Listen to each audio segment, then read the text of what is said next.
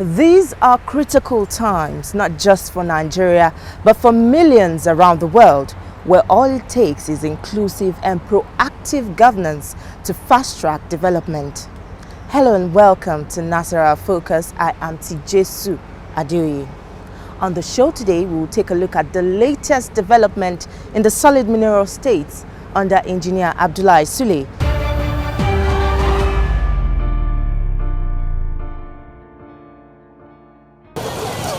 Governor Abdullahi Sule of Nasarawa State has ordered the evacuation of persons whose houses have been submerged by the latest flood waters that ravaged Nasarawa town of Nasarawa local government area.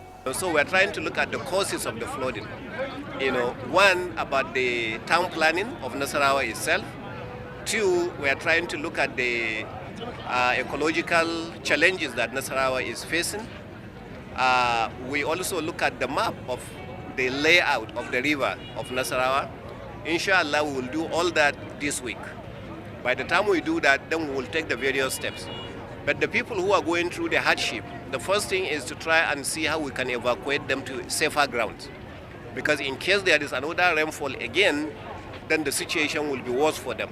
The Nasarawa State Governor, who rushed to the Asian town on getting the report of the incidents, sympathizes with the leadership and people of the area. So the people who are going to load the food, tell them they can get ready and go there so that they don't go and then they see there are no loaders. So please think outside the box ahead of time. Okay? All right. Thank you very much. Governor Sule has ordered ordered that mattresses and other food items be provided without delay. Once we take them to site that is safe at this moment, next is to make sure we provide them with feeding. So there is going to be some food that will be brought in, inshallah, today from Lafia to Nasarawa so that we can support these people. Then by tomorrow, we are also going to look at some building materials, such as cement, zinc, nails and other things that the people will need immediately for those who are not badly affected so that they can start taking care of themselves. We had over 44 truckloads of assorted grains. And now, as you can see, non-food items are going to 7 different communities within the state that have already been touched by flooding and rainstorm and so on, other related, water-related crises.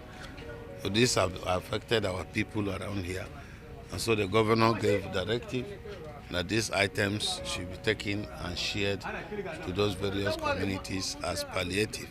Governor Sule expressed his commitment of his administration to take a second look at the channelization project, while hoping to seek the collaboration of the federal government in tackling the age-long ecological problems in the area. I have appealed to them about blockages of drainages, about building on the water and the river lines. And so we are looking at all this as our final solution, and by the grace of God we pray, that there won't be any rain again in the next 1 or 2 days.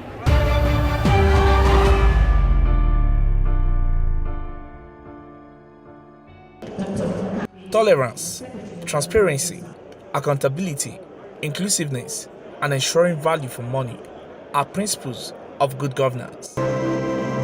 The absence of these principles spell doom for the economy and the security of any state. In a bid to re-engineer and enhance these principles in the governance of Nasarawa State, the state government has organized this summit for the 3 arms of government. It coincides with the Nigeria celebration of independence and 24 years of the creation of the state.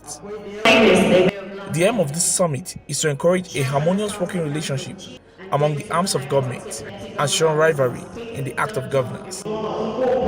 This, the government feels, would translate to the security of lives and property and economic growth of the state. At this summit, facilitate the fertilization of ideas, experience sharing and appraisal of our respective responsibilities with a view to evolving the needed enduring synergy for a conflict-free and exemplary and reinforcing interdependence of the executive and judiciary as well as the legislative arms of government according to our constitution.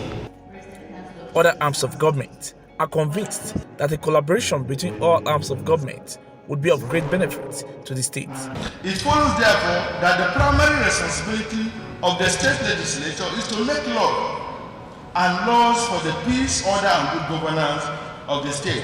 It simply means that it behoves on the House of Assembly to make laws that will ensure the protection to life and property, compliance to the rule of law, adherence to due process, and to promote social harmony and stability in the state. But the governor is just one man, and that is where the team comes into play. Every ministry that exists in the state must begin to look inwards and think on how to build a lasting value chain that will contribute positively to the state.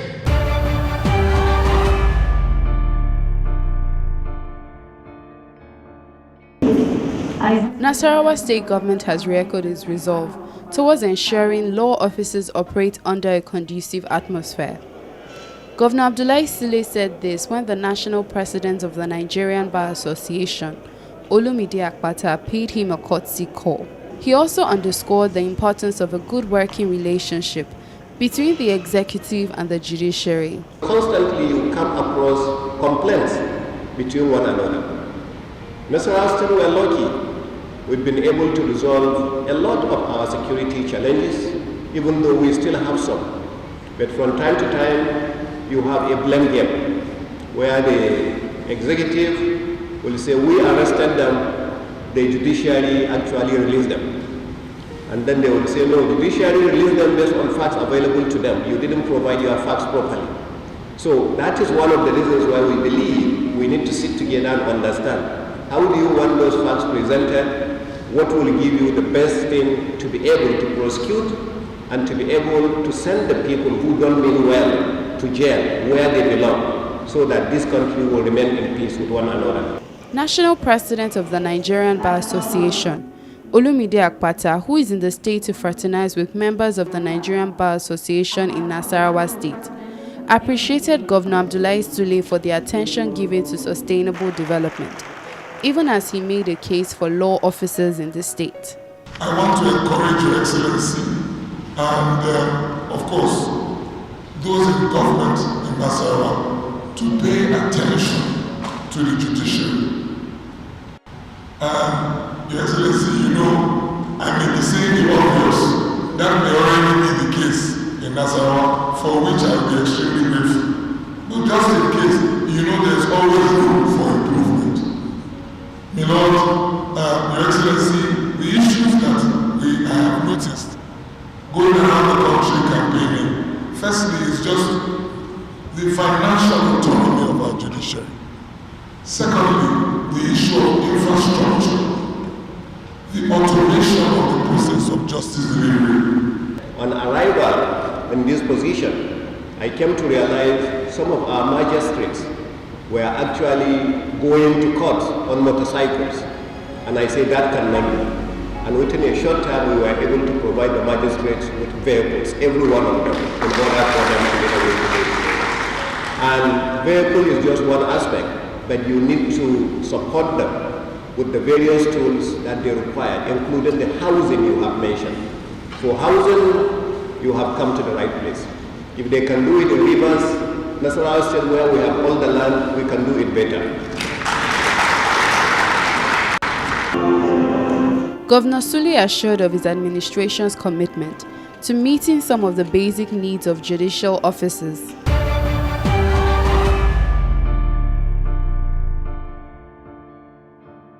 Action Aid Nigeria and Global Peace Development are partnering with the Nasarawa State government to inaugurate the State Conflict Management Alliance, COMA. The essence is to facilitate coordination between security services and improve capacity to respond to emergencies, among others. As we are aware, in furtherance of His Excellency's commitment in securing lives and property, as well as ensuring prompt response to security challenges in the state, were put in place necessary machinery for the constitution of conflict management team aimed at promoting and strengthening greater coordination among conflict management institutions and to ensure intelligent gathering and quick response to emerging security challenges. We need to be able to come together when we are trying to locate where the roots of issues of security are. It will also increase the participation of the civil society organizations, women, and other relevant stakeholders who might be affected, and we believe that coming together can increase the voices of everyone into the kind of discussion that is held with the state security apparatus. Now, all of this purpose is to ensure there is safe security in Nasarawa State. That means community will be generating information from the cards to the local government, and from there it is processed here and responses will be provided. For the executives of SCUMA, violence and crime are incompatible with development and would be fought with all sincerity. Peace is everyone's business. It's my pleasure to be in this committee.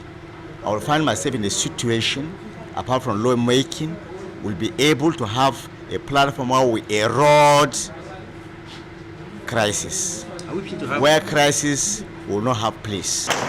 The inauguration of the new alliance is expected to bring an end to the myriad of security challenges and violence bedeviling the state and the country at large.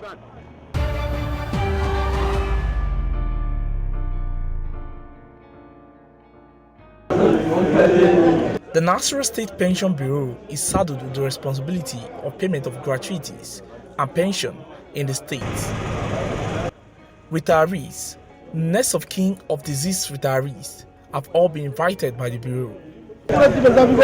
They are part of the 600 to benefit from the 300 million naira approved by Governor Abdullahi Sule.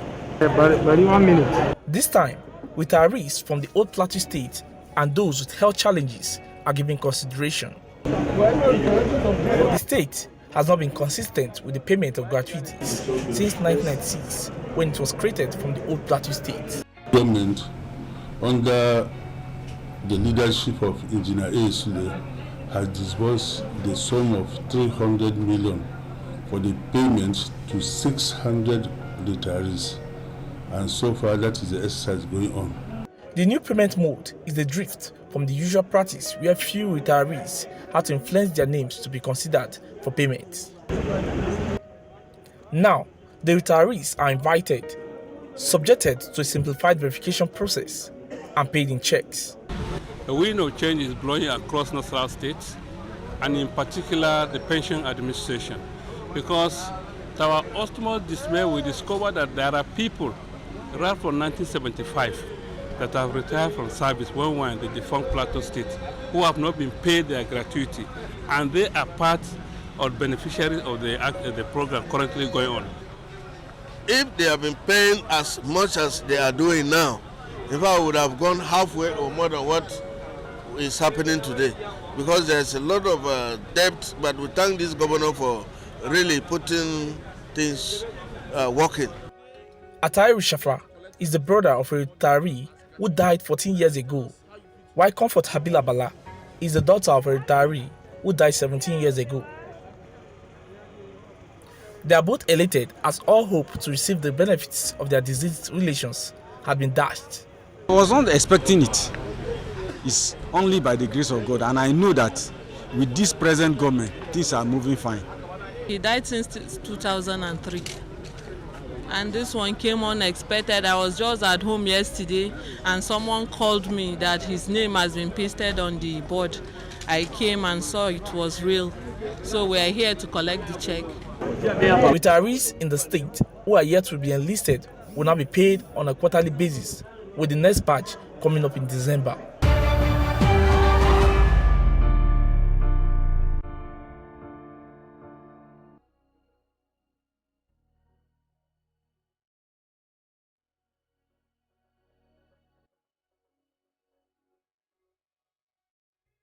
As you all know, we have people who say they are consigned pensioners. And this thing did not start only from this government. It has been a pending issue And we've agreed with them at that time to settle them the liability they were claiming. So the only thing that was between us was just the sharing formula. And I think that was what predicated them to carry the state to court, and we got that garnishing order. It's just part of the pensioners, about 600 of them against 9,000. And before now, we've been paying our pensioners, even for this month.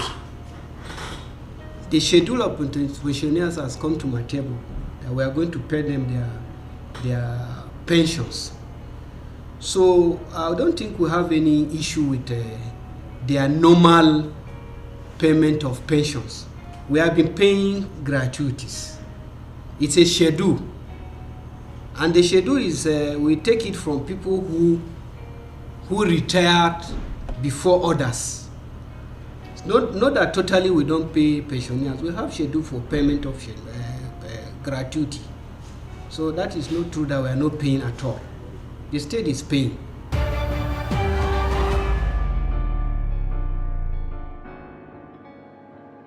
Over the years, agriculture has played a major role in the economic sustenance of many families in Nigeria. According to statistics, about 70% of the total farming population in Nigeria is composed of smallholder farmers, cultivating less than 5 hectares and producing up to 90% of the total national output. Despite the efforts of these farmers, poverty remains a stark reality, with 2/3 of the farmers considered poor. The livelihoods of smallholder farmers have been constrained by a myriad of challenges, ranging from low capacity production, poor processing mechanism, and inability to market their products. The federal government is hoping to change this narrative with its value chain development program. The program is embarking on a technical implementation support mission to enhance the capacity of farmers in production, processing, and marketing. The initiative is aimed at boosting rice and cassava production, processing, and marketing to eradicate poverty and hunger. The estimated total directly beneficiaries are 100,000 households, 91,000 smallholders and holder farmers, 8,000 processors, and 1,000 traders targeted beneficiaries. Just recently, we have started profiling, that is the e-capturing farmers organization groups within the five local governments enlisted for this project in Nasarawa State. The aim is to have an inventory of rice and cassava producers, processors, and marketers. I wish our women also will use the opportunity to benefit from this visit, especially in the areas of value chain. You are very competent hands in the areas of agriculture, and areas of women's support. Farmers in the state are delighted with the initiative of the federal government. They are optimistic that with the assistance coming from the government, the challenges associated with production, processing, and marketing will be a thing of the past. I feel overwhelmed. As you can see from the background, everybody here is happy with the latest development or the latest thing that the federal government want to do for us. Nasarawa State is endowed with fertile land and a good climatic condition suitable for the production of arable crops for both domestic and export consumption. Given its natural endowment, agriculture has become a major employer of labor and the most viable vehicle for achieving food security in the state. More than 80% of its population engage in one farming activity or the other. The Nasarawa State government seeks to solidify these gains by boosting its agro-economy. This, it believes, will further help the state to stay afloat beyond the coronavirus pandemic, which is taking its toll on the nation's economy. This it hopes to achieve through the sales of 18,600 bags of fertilizers at a subsidized rate of 5,000 naira to farmers in the state.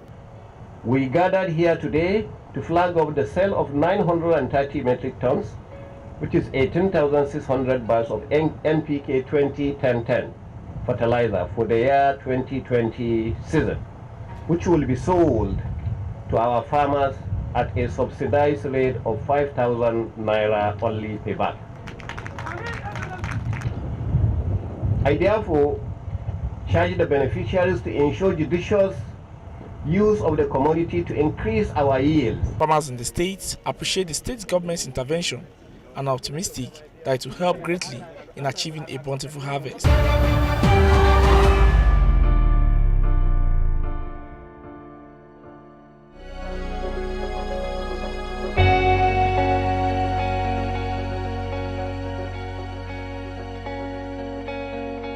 We've categorized our population, the civil servants, the formal sector, the organized private sector. It's a deduction from their monthly earnings.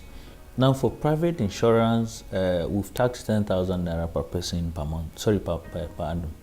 So if you need insurance, you can just walk into our office, pay 10,000, and then for 1 year, if you're sick, you can be able to access care in the hospital which you've decided that you want. So it's your choice, you choose any hospital you want.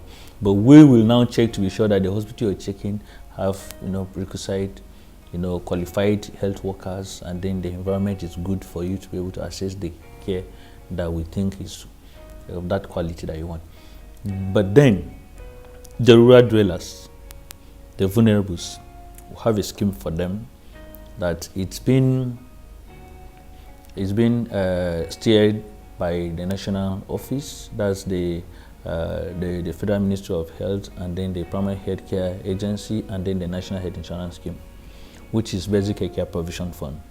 So it's expected that that program also is coming around to meet up with our own state-owned program for the vulnerables, which is the larger pool of those people that you cannot trace this is what they do daily.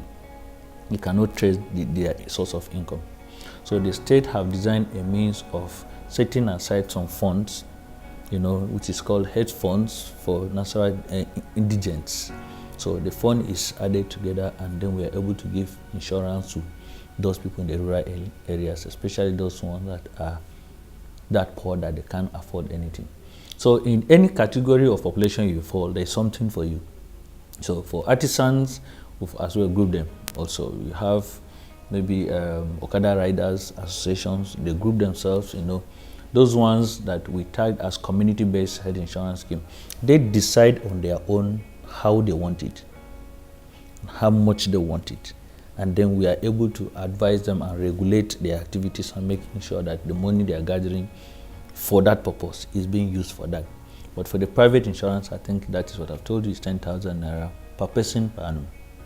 But the civil servant own is just like a household is defined by NHIS. A man or a woman with a spouse and then 4 children, and each of these children have to be less than 18 years. But we're aware of our own peculiarity as a state, our context here. We have a reasonable number of families that are polygamous.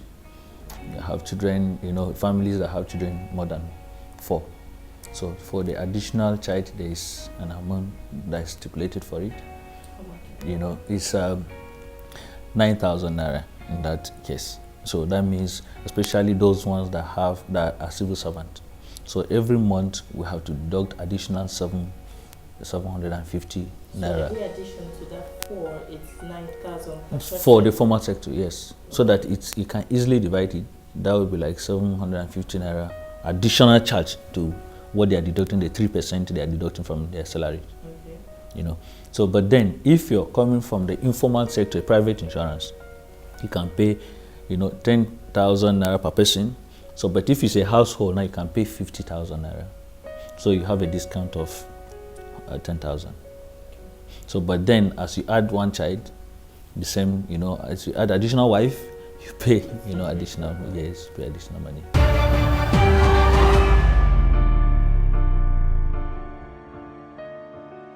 And that's all we can take on Nasarawa Focus. You can join us again next time for more interesting episodes. Always remember, Nasarawa means business.